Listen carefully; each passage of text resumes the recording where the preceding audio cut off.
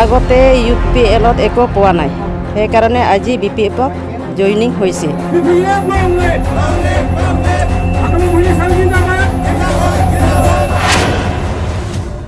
ब्रैनं Jamduar बियाबाव UPPL BJP आरो कंग्रेस दोलोनि खहा सरकार गैयै BPF दोलोआव हाबफैदों आरो हाबफैदों लोब लोब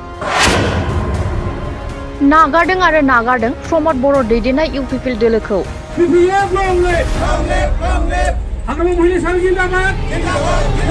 थारैनो ब्रैनं जमदुवार बियाबाव उइलियाम नार्जारिया BPF दोलोनिफ्राय बिजाथि गसंब्ला UPPL दोलोआ फैगौ BTC बिसायख'थियाव फेजेननो हागोन ना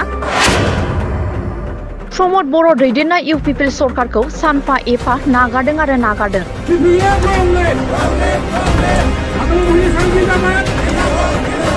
অৰুণোদয় পোৱা নাই জব কাৰ্ডৰ পইচা পোৱা নাই একো পোৱা নাই उइलियाम नार्जारिखौ BPF दोलोनिफ्राय बिजाथि फसंनानै देरहासार खालामनानै हाग्रामा महिलारि दैदेननाय BPF दोलोखौ फिन सरकाराव लाबोनो थाखाय सानफा एफा BPF हानजायाव लोब लोब आखाइ हमफैनायखौ नुनो मोनगासिनो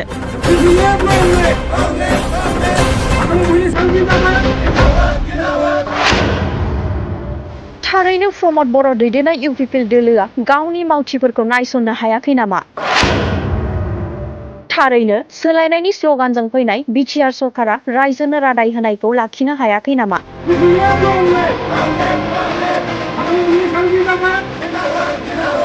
বস্তু দিম বুলি কৈছিল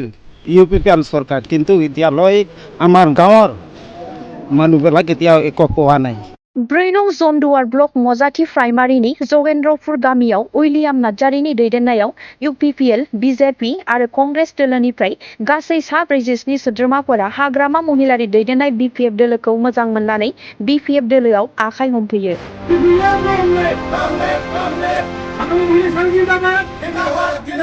আগতে UPLত একো পোৱা নাই সেইকাৰণে আজি BPFত জইনিং হৈছে অৰুণোদয় পোৱা নাই